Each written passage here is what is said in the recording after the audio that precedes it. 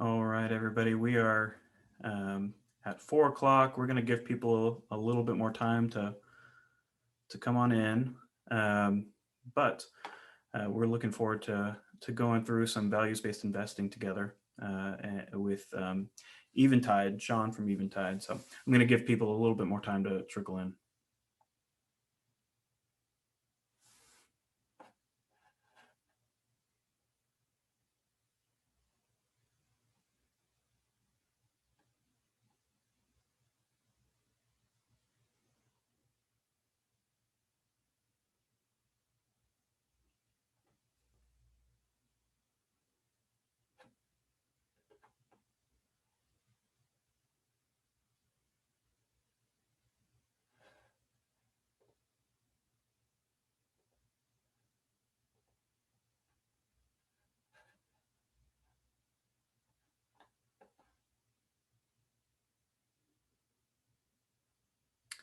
Okay, awesome.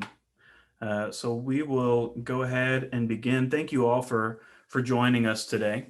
For those of you who don't know, my name is Chris Wells. I am the founder of Flourish Financial Planning. I am a certified financial planner and a certified Kingdom advisor. And really, I just enjoy the topic that we're discussing today. It's values-based investing. And we've got some people who've requested a recorded copy of this as well. So thank you all for your interest. We're excited to have you here. We're excited that you'll be kind of learning from a recorded webinar as well. And really, it's a treat to have Eventide with us. So for those of you who don't know, Eventide manages mutual funds, and their tagline is investing that makes the world rejoice. And so really this topic of values-based investing came top of mind to us because we've started to implement biblically responsible investments for interested clients of Flourish Financial Planning. And so it matched really well. You might hear me say values-based investing or biblically responsible investing, and I might use those a little bit interchangeably throughout our time together, or you might hear Sean also use those interchangeably. And really that's because I would say biblically responsible investments are a subset of values-based investing, where really for Eventide, they'll be quick to tell you that, this is values-based investing and they've got a biblical worldview, which is how they're looking at their investments, their values-based investments. And so this isn't a sales pitch for Eventide or for even biblically responsible investments in general. It's really a time where a lot of people, investors, aren't aware, even advisors aren't aware of generally how this works with values-based investing, biblically responsible investments. And it's an area that has grown a whole lot over the past few years. And so our time together today is really to just kind of explore what that looks like. And if that's something that interests you further in how you go about investing. And so we'll jump into it here really quickly. Sean's going to take most of this as the expert from Eventide on the values-based investment topic. But I wanted to give you a short teaser before we jump into it. I was reviewing some of this information from Eventide and their investments that they make in different companies, and this presentation in particular. And my wife was sitting by me, and she looked at my screen, and with a little bit of shock, she turned over and looked at me and said she had seen the impact of an investment that Eventide had made. It was my wife is an RN at a hospital, and the therapy that you'll hear about in one of the examples that Sean will provide today is something that she saw firsthand, where there was not really a great treatment for these patients that she had on her unit. And she saw the implementation of this new technology, healthcare technology, gene therapy, where, and I quote this here from her, because she said, the therapy, it's so good that these kids don't come back to the hospital anymore. She doesn't get a chance to see the kids and the impact that they're having going forward because they don't come back to the hospital because this technology has worked so well, which is just amazing. It's something to celebrate. It's something that makes the world rejoice, as Eventide would say. And so that's the quick teaser. Stay tuned for the rest of it. But Sean, I'm going to go ahead and kick it over to you. Thanks, Chris. I appreciate it. And thank you for joining. I know it's 4 o'clock in the afternoon. You have a lot going on, so I appreciate your time.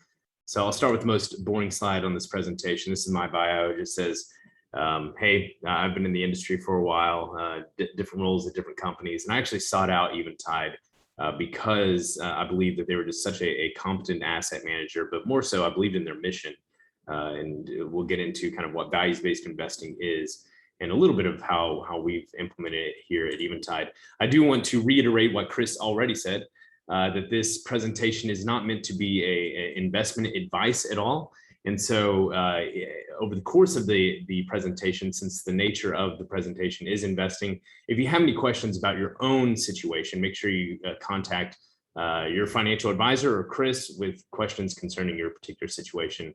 Don't take this presentation to be investment advice. So I do want to start out by asking a question. What comes to mind when you think about investing? Now, and I want you to think of the images, the movie reels, the quotes, everything you've heard about investing, just to have those in your mind. Now, I would imagine, if I were to jump into your mind, that you're picturing images like these. So you have talking heads with numbers and acronyms on screens in the background. You have charts and graphs. Maybe you picture traders on the floor of the stock exchange. What I've come to find out is that only a small minority of people actually understand any of this. And so I want to say this: if you don't understand what DJI means or why it's down to 26,095 on the screen, that's okay. This is what I call the financial machinery of investing. But it's far more important to remember some of the more basic things about investing. So most of our relationships to investing is through our retirement accounts. And like William Cavanaugh here, who's a professor at DePaul, he explains his relationship with investing through his retirement account here. Retirement accounts tend to just go into mutual funds, where not only do I not have any idea how the companies that I have stock in are being operated, I don't even know what companies I have stock in. I think we can all relate to this. So I want to state something obvious here. We all have values. We're going to connect this. And we live these values out in many different areas of our lives. So how we raise our kids, how we spend our leisure time, what kind of spouse we strive to be, the types of relationships we pursue, the types of careers we choose, and even how we act while we're working. Values touch nearly every aspect of our lives. Now, I want to tell you a story of a friend of mine. He's actually here in Dallas, and how he began to see the importance of values and investing. This is Blake Schwartz. He's married to Julia here. Here they are in this picture with their 3 children. This is Margaret, the oldest there, who's 6. They have Alice Arthur, who's 4, and Nathaniel, the little boy there, who's almost 2 in this picture. So Blake's story of investing actually begins at a very young age. This is Blake as a baby with his grandmother. He loved his grandmother. Unfortunately, she passed away when he was young from lung cancer that she developed as a result of an addiction to smoking cigarettes.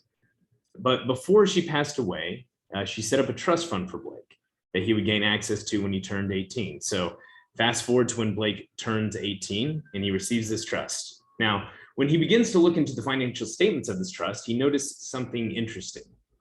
A large portion of this trust was in a single holding.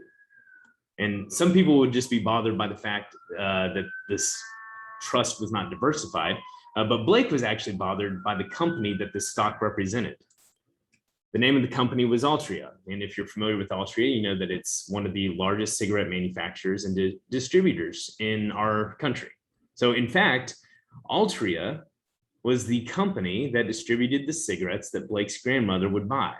So Now he felt this burden because he was standing to benefit from people buying products that would actually harm them, like they did his grandmother.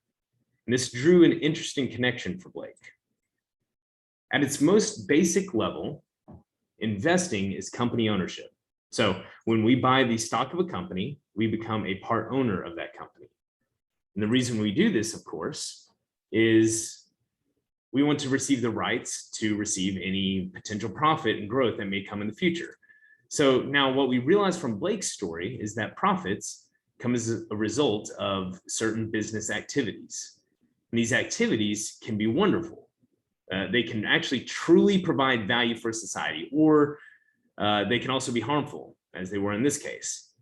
So as I enter into the main topic of this presentation, we'll start with going over some of the basic 3 dimensions of values-based investing. The first dimension of values-based investing is avoid. And so this is where we intentionally choose not to invest in companies that we believe are harmful. And to identify these, we ask questions like, what kinds of companies do I not want to own? What are my non-negotiables? What are the things that I simply cannot, in good conscience, take part in? So here's some examples of the most common areas that we hear from people that they would like to avoid. And so you may not care about all of these, but this is just commonly what we hear.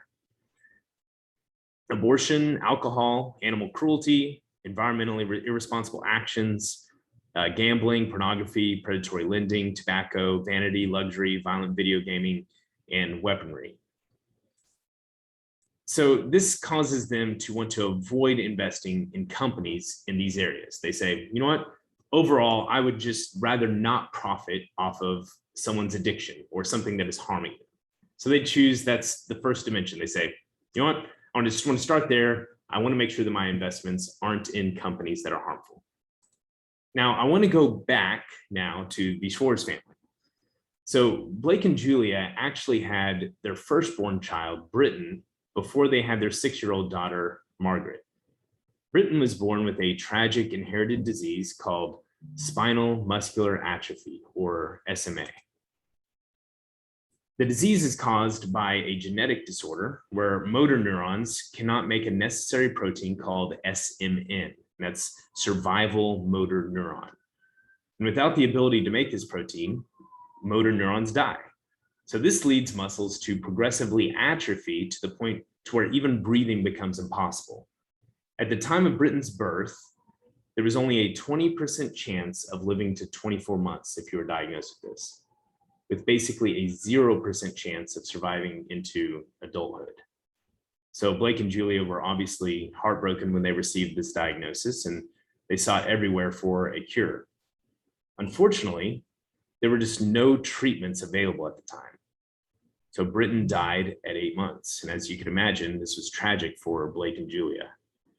A couple of years later, they gave birth to their firstborn daughter, Margaret.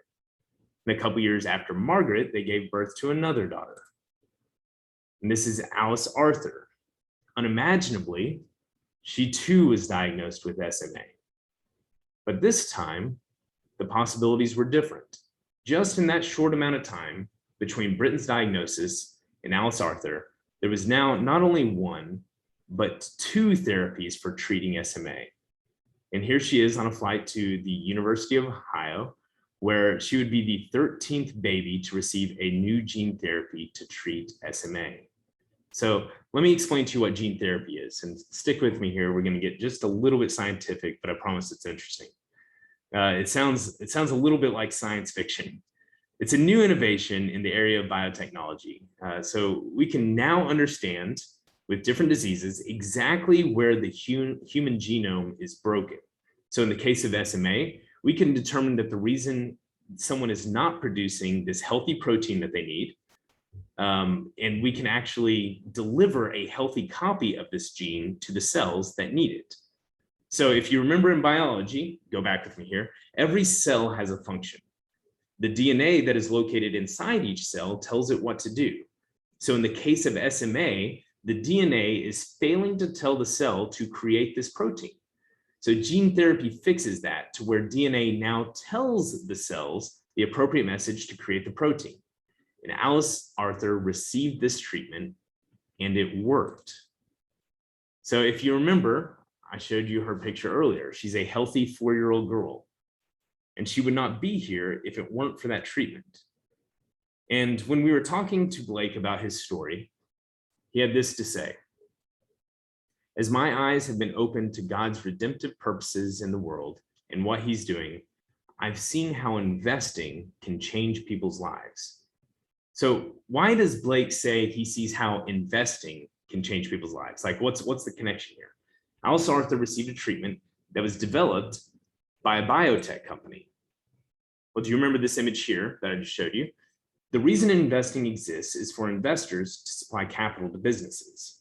So every investment we make is supporting some kind of business. Very simply, the reason why there are now 2 therapies for SMA is because there were investors that funded the business developing the therapies. It couldn't have happened otherwise. So this is super exciting. And this leads me to the next, and I'd say even more exciting dimension of values-based investing, which is embrace. What companies do I want to invest in? So we ask questions like this: what kind of companies would I feel proud to own? What kinds of businesses are truly seeking to serve society and human flourishing? In my company, we call this investing that makes the world rejoice.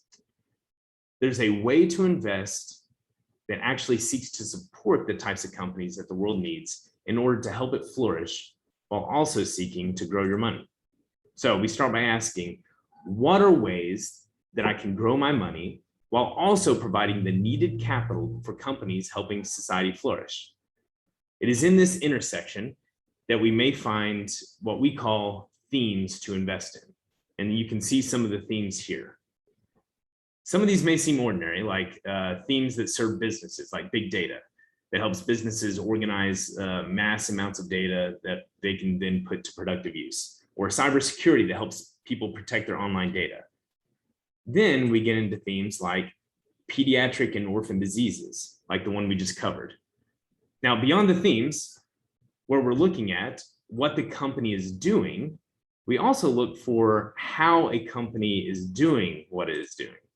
So this is actually where we take a more detailed analysis of how a business is affecting each of its stakeholders: its customers, its employees, its suppliers, its communities, the environment, and society more broadly.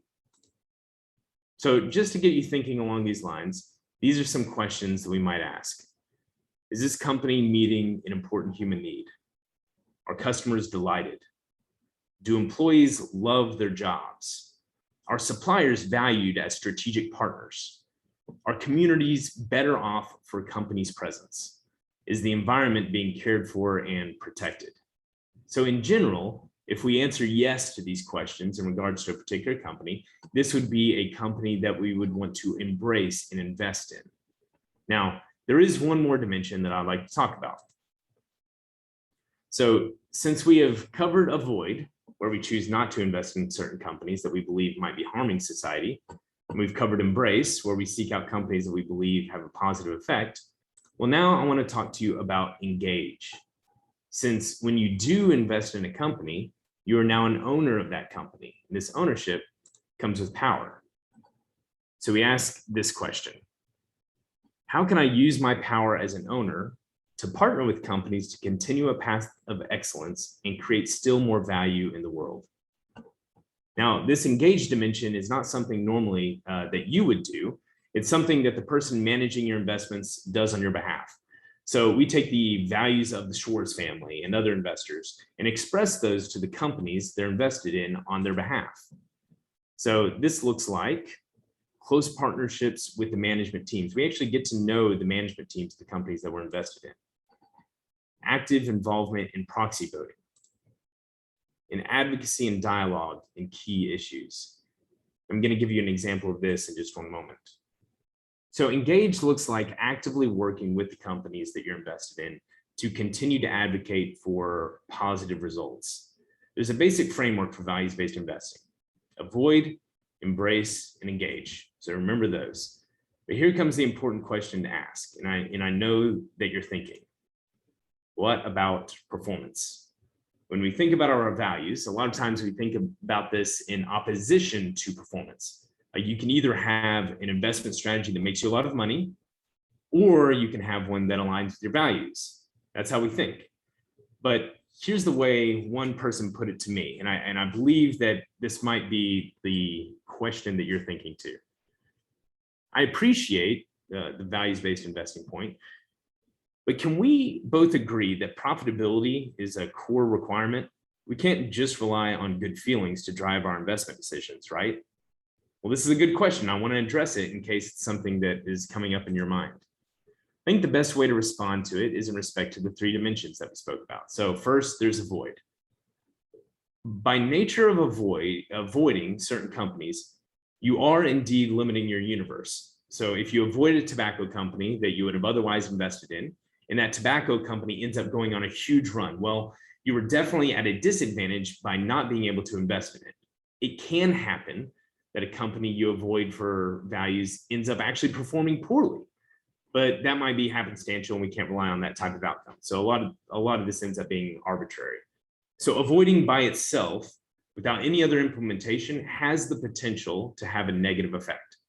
But, and here's what's very interesting, there's a lot of consensus around the industry that a more comprehensive values approach might end up adding value to a strategy.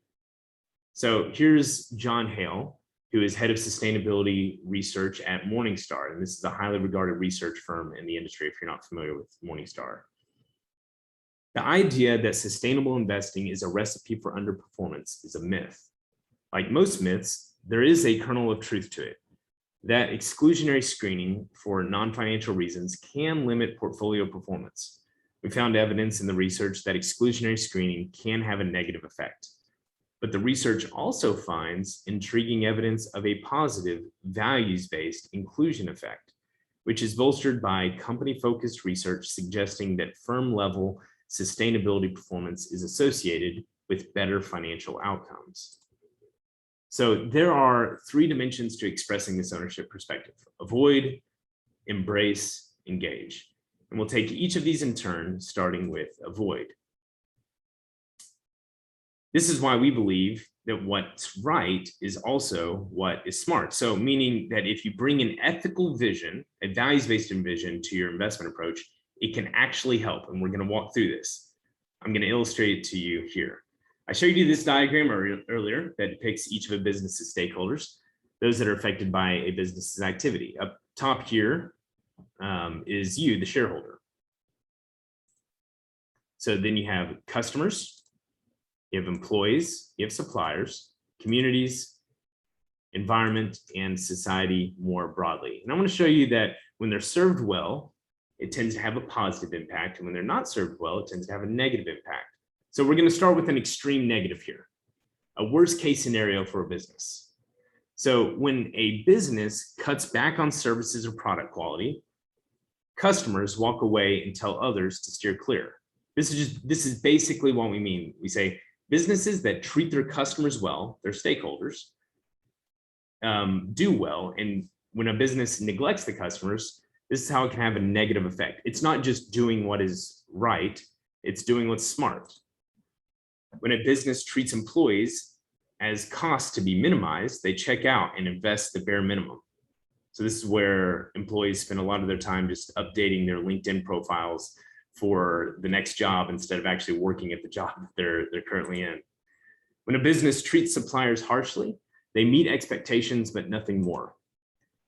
When a business disregards local communities, they see the business as a foreign corporation and go out of their way to avoid it. When a business exploits the environment, the business exhausts productive capacities upon which they depend and risks litigation, fines, and catastrophes.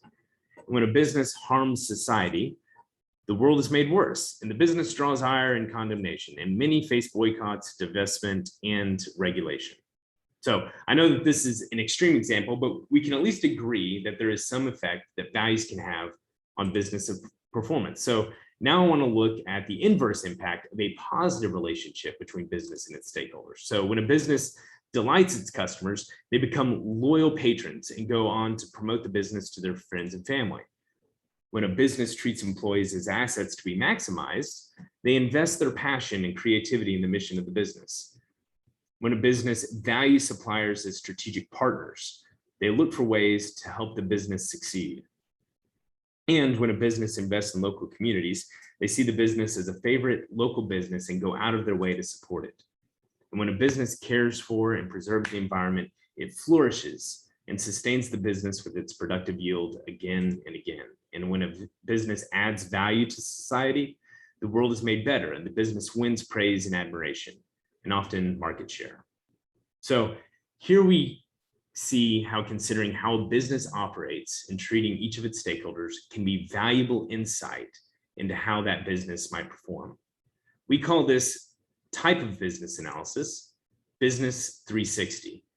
And it takes a complete look at all of the dynamics that impact a company's performance and realizing that there are oftentimes non-financial factors that contribute to long-term success of a business. So if you're interested in reading up more on this, there are actually plenty of resources on this type of study. But one of these is this book here, The Ultimate Question. And it makes the case that businesses that truly serve their customers are ultimately serving its bottom line. So you're probably familiar with an outcome of this book. How many of you have been asked today after visiting a business this question? On a scale of 0 to 10, how likely are you to recommend our product or service to friends and family? Now, that overused question came from this book, and it wasn't overused at the time, but they actually theorized that the answer to this question could predict future business results. And for a long time, whenever the question was used in context, a lot of businesses adopted it and they figured out treating their customers well ended up being good for business. This is another book that I'd recommend. This is called The Good Job Strategy by a professor at MIT. Her name is Zeynep Tone. She studies the relationship between how much companies invest in their employees and the impact that they got back from their employees as a result.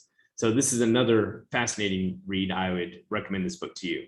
So overall, there is so much research that backs this idea that doing what is right, a business serving its stakeholders, is actually doing what's smart. It's good for business, once again. So this is Ed Freeman, who's a professor at UVA, and he's actually one of the thought leaders on this subject, and he sums it up nicely here. Business ethics shouldn't be an oxymoron. It should be two words that are redundant to each other. Thinking about stakeholders is thinking about business, and thinking about stakeholders is thinking about ethics. It comes to the same thing.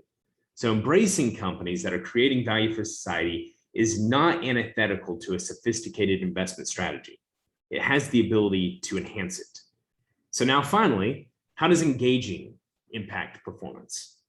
Well, each of these engagements is unique. So there's not really quantified data that we could point to that says the bulk of engagements lead to outperformance, because sometimes they don't. But we will give you one example here from a personal example that we have in our own portfolio. So a number of years ago, we invested in a large retail business. And as you know, many large retailers offer their own personally branded credit cards with a reward system. So the more you spend, the more rewards you get. And a lot of those rewards are for products and services that the business offers. So while we were doing research on this company as a part of our ongoing due diligence, remember we were already invested in them, we began looking to their financial arm. And we noticed that their credit card had a ridiculously high interest rate. So high that it caused us to begin asking the question, what is a fair and just interest rate to charge for purchases at a retail store? So I think we can all agree that credit can serve a purpose of allowing people to purchase needful items. But at some point, the interest rate could be so high that it's a trap, that it's really hard to climb out of because of the compounding effects of interest. So ultimately, we decided that the interest rate was too high. So what do? Do we sell out of the business? Well, we decided to engage with the company first. So we were investors and we hope to still be investors. And we approached them with that posture, not this like strong-armed, pious activist approach that we commonly think of. And because of this posture, we actually gained a listening ear. And over time, the company was persuaded and they started to understand our concerns. And as a result, They actually terminated their relationship with their current credit card vendor, and they opened a new relationship with a vendor that offered rates well within the bounds of the fair and ethical. The company and Eventide both agreed that this is a positive outcome for all of us. So in conclusion, I think there are three main benefits to values-based investing. You pursue integrity, so you own companies that create blessing and avoid companies that cause harm. And this goes back to the slide that I showed you early on, that we live values out in virtually every part of our lives. And integrity urges us to continue that in every other aspect, and so including investment. Create impact. You direct your dollars to advance the global common good. And third, seek out performance. Partner with companies that can prosper by serving well the needs of others. So as I wrap up our conversation here, I just want to reiterate this point. Our values can make a difference when we invest. And it's interesting how some unlikely sources actually agree with this sentiment. So this is a quote from the New York Times. But try thinking about it this way. Living your values in every way as the best as you can often delivers a positive emotional return. So any realignment of your portfolio can offer more value than you think. So when we think about living according to our values, we do so regardless of outcomes. So even if investing according to my values left something on the table when it comes to returns, I would still find it worth it, just like we would consider any other scenario. So if you get served quicker by cutting in line, you would consider your values and decide to wait your turn, even if it meant getting served later. Now, living holistically with a consistent standard across all areas of your life is called integrity. And values-based investing is less about feeling guilty, I would say, and it's more of an opportunity to get to live with integrity in one more area of your life. And with that, I'll turn it back over to Chris. Yeah, thank you so much, Sean. I really enjoy it. Every time I see this presentation and go through it, it's enjoyable. And I think that that's kind of what we hope to stir up when it comes to investing. And investing is ownership and feeling proud of the companies that you own, especially in that center category there. As we wrap up here, my information's on the screen. So several of you are clients, and I know others on the webinar as well. And so if you want to have a conversation about this topic, this was a great high-level approach to values-based investing. And I would be happy to discuss further biblically responsible investing, values-based investing, and what that looks like when we're implementing that into our client portfolios for those who are interested. Again, this is a conversation. It's not something that is values-based investing is something that is not something where you're just feeling guilty, but you want to stir up rejoicing in the companies that you're owning. So I would be happy to have conversations about any of that. My contact information is on the screen. Shoot me an email, give me a call. I would be happy to discuss that. And if that is all that we have, I will wrap it up here. Thank you so much for joining us. Great. Thanks, Chris. Yeah. Take care.